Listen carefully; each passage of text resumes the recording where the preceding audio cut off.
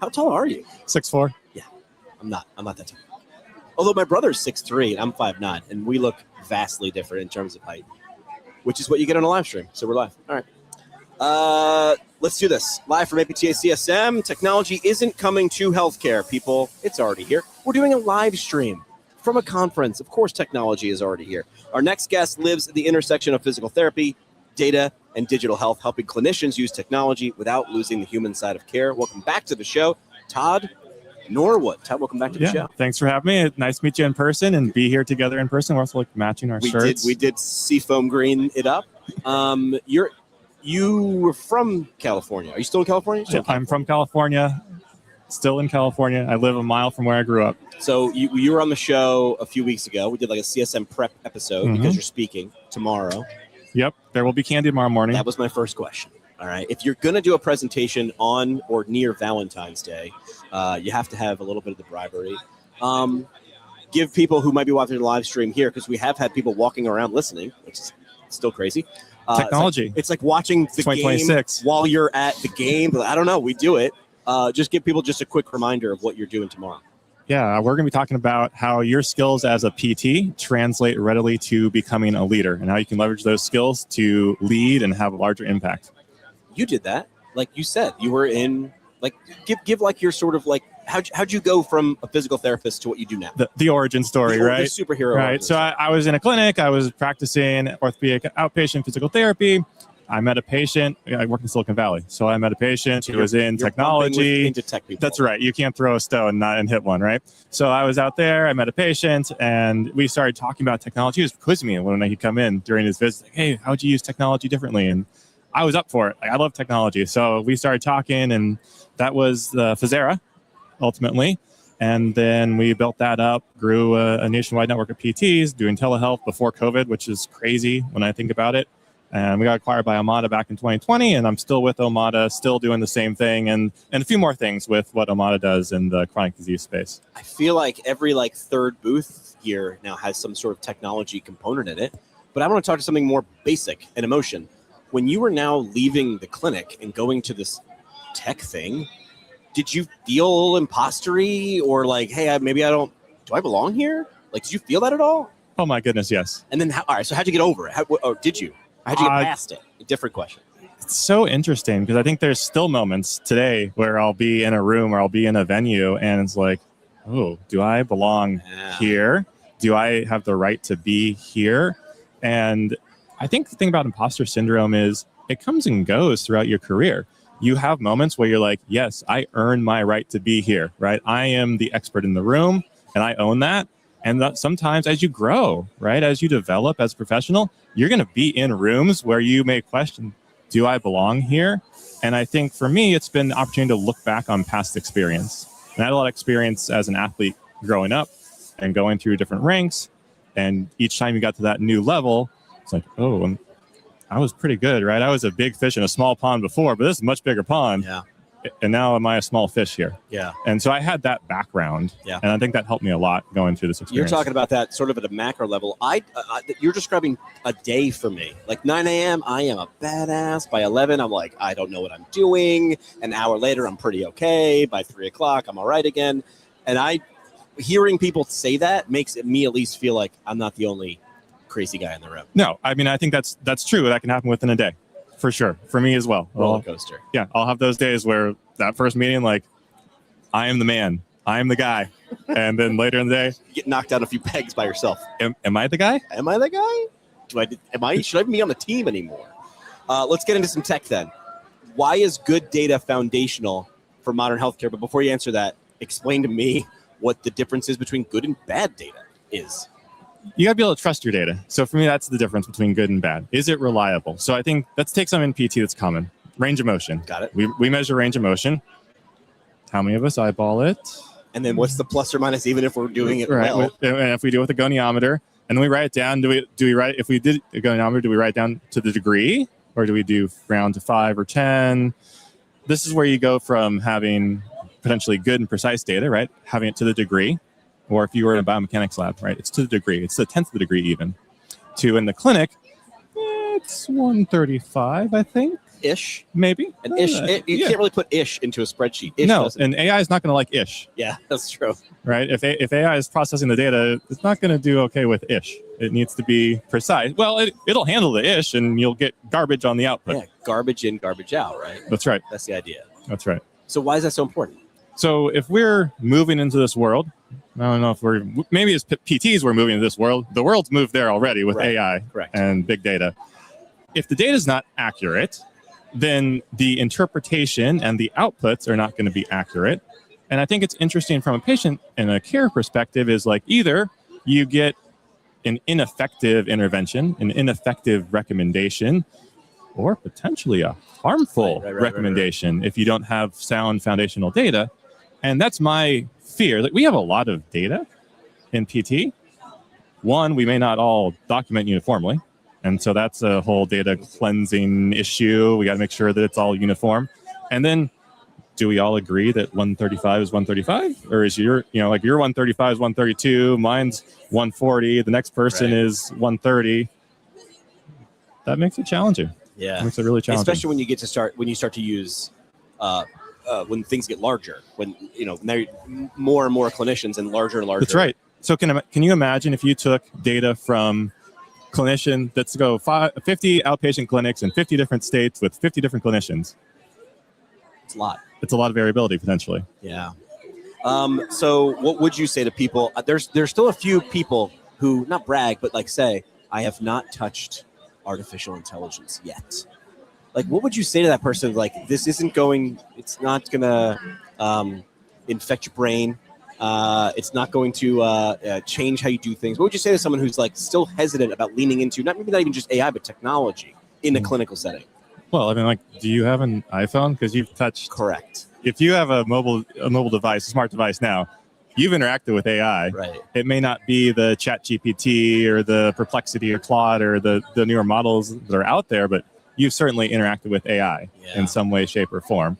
So I think there's that. I think there's this threat around AI. I don't know. There's this belief that we're going to get the Terminator and the AI is going to rule the world. And okay, that's scary. I think that's a low probability, at least in the near term, of that happening. And then there's I think it feels comfortable AI, like our phones. Right. We use these devices. Whether or not you've used in the clinic yet, I don't know if we're there where I'm thinking, gosh, you're really behind if you haven't.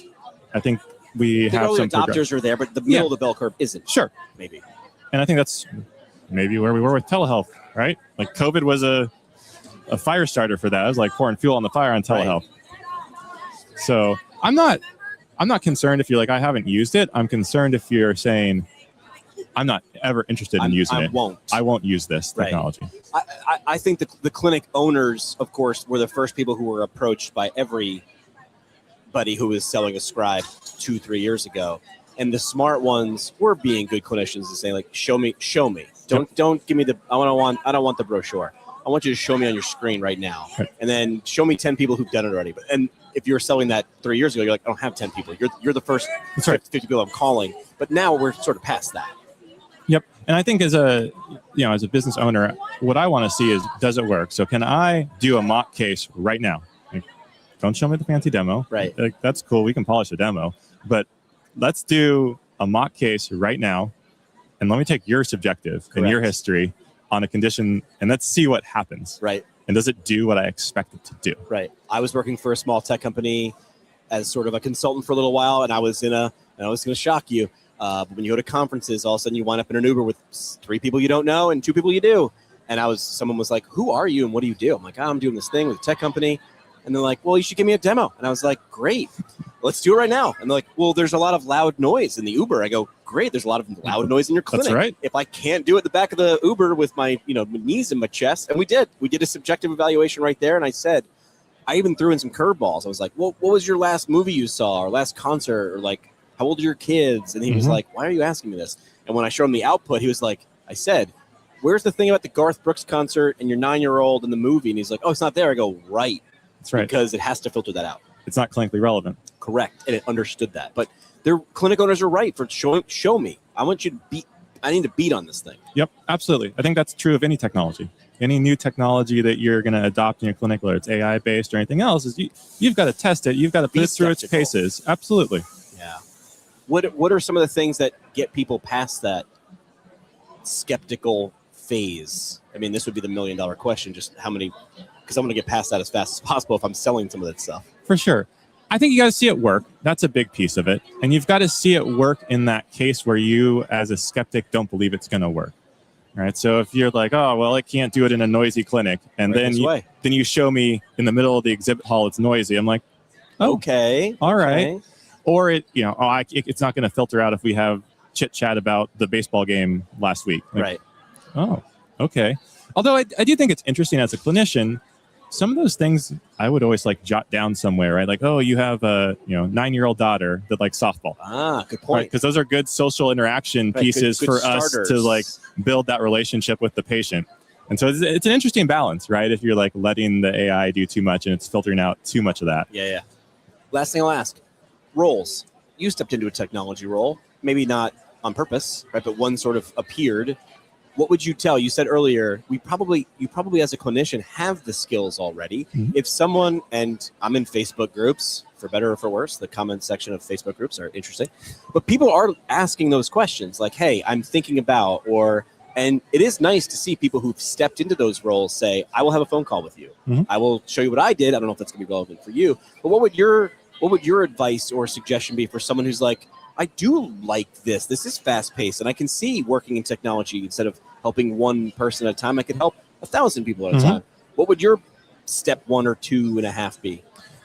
I think you have to understand what the role is that you may want to pursue and try to understand what that looks like. Because I have a lot of folks reach out. It's like, oh, can I do customer success? Like, yeah, you could. Do you understand what customer success means? What's entailed in the day-to-day?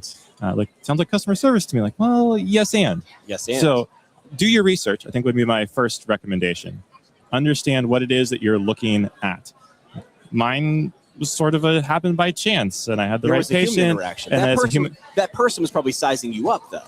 That's right. And I think it's so interesting. That's the thing that, in retrospect, I recognized. At first, I was like, oh, gee, I had great fortune to meet this person, and like, yes, it's true. There's some luck involved, right? But he wouldn't have called me back had I not answered the questions in the right way and put the pieces together. So. Yes, luck and, right? You have to have the skill and the knowledge. So ask yourself, what are your competencies from a technical standpoint? Yeah. What do you know? Like, oh, I did a prompt once yesterday.